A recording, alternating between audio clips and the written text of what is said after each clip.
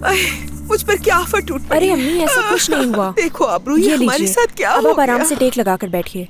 अरे आबरू बेटा, क्या है ये सब? क्या है ये सब? क्यों नहीं समझता ये लड़का?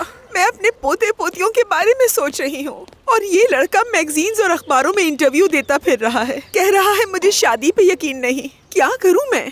ऊपर से तुम कहती हो कि मुझे उसकी वजह से इज्जत मिलती है। कोई इज्जत नहीं मिलती मुझे। मगर अम्मी आप भाई को तो जानती है ना, ऐसी ही जिंदगी पसंद है उन्हें। दरअसल इसमें मेरी ही गलती है, मैंने ही उसका नाम गलत रखा है। जाहिर है उसका नाम ही ऐसा रख दिया है कि वो आजादी से जो दिल चाहे करता रहे। अगर मैंने अपने बेटे का नाम अली या सलमान रखा होता तो वो कब का शादी कर चुका होता और मेरे 2-3 पोते पोतियाँ यहाँ मेरे साथ खेल रहे होते। अम्मी आप ये कैसी बातें कर रही हैं? अल्लाह अल्लाह। अच्छा तुम बताओ, तुम्हारी जो भाभी है उनके कितने बच्चे हैं? 3 लड़के हैं उनके। कितने साल पहले शादी हुई थी? 3 साल पहले। 3 साल। और वो तुम्हारे भाई से कितना छोटा है?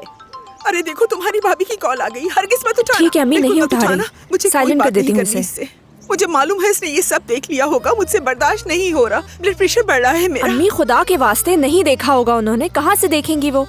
अरे बेटा वो क्यों नहीं देखेगी, हर वक्त तो वो इंटरनेट में लगी होती है, तुम्हारे भाई का नाम लिखती है और उसकी सारी खबरें निकाल लेती है। अरे फिर तो उसे सब कुछ मालूम हो गया होगा। आबरू देखो बेटा, अब ये बात हम दोनों को मिलकर ही संभालनी पड़ेगी। बात सुनो, ये बात तुम सबको बता दो, दोस्तों को, जानने वालों को, जिनको हम नहीं जानते उनको भी, हर किसी को बता दो कि अम्मी भाई की शादी के लिए लड़की ढूंढ रही हैं और सब शादी पर आए। जाहिर है वो किसी को पसंद करेगा।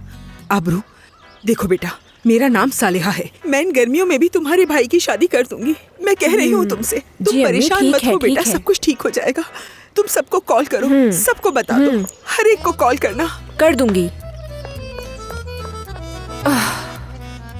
भाई अब क्या होगा तुम्हारा? अब नहीं बच सकते। ये सरासर बेइज्जती है। ऐसे अल्फाज कौन इस्तेमाल करता है? हाँ थोड़ा अजीब तो है। थोड़ा हाँ, आबरू कॉल करो। नहीं कुछ नहीं चाहिए। मैगजीन देख लिया हुआ। सही कहा। हाँ बोलो, क्या हुआ? हाँ भाई, हमने मैगजीन में तुम्हारा इंटरव्यू पढ़ लिया है। इतनी जल्दी? यकीन नहीं करो उस पे। देखो कोई सच्चाई नहीं है उसमें, छोड़ो उसे। मीडिया तो कुछ भी कह देता है, यकीन नहीं करो इन बातों पे, ठीक है? ठीक कह रहे हैं, लेकिन आप ये बात आके अम्मी को समझा सकते हैं, क्योंकि वो इसको लेके बहुत परेशान है। आपको यहाँ आना होगा। वो आपके बारे में बहुत फिक्रमंद हैं। आपके इंटरव्यू ने उन्हें बहुत दुख पहुँचाया है। आप जानते तो हैं अम्मी को। हाँ जानता हूँ मैं। चलो ठीक है, बात कर लूंगा उनसे, तुम फिक्र नहीं करो। मुझे नहीं लगता अगर आप उनसे बात कर भी लेंगे तो ये मामला इतनी आसानी से अब सुलझ नहीं पाएगा।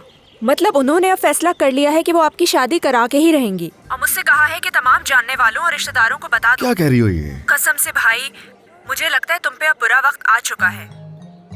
ठीक है, समझ गया, मैं समझ गया। चलो ठीक है, मैं रखता हूँ, बाद में बात करेंगे। ठीक है, खुदा हाफिज। समझ तो गए होगे क्या हुआ? हमने इंटरव्यू पढ़ लिया है और उनका दिमाग घूम गया। समझ गया। थोड़ा बहुत जो मुझे समझ आया है वो ये है कि अब वो किसी भी तरह से तुम्हारी शादी करवा के ही रहेंगी। आबरू की शादी में कंवारी लड़कियों को दावत दी जा रही है। तो फिर मेरा मशवरा है कि तुम वहां शादी पर अकेले मत जाना। सही कह रहे हो।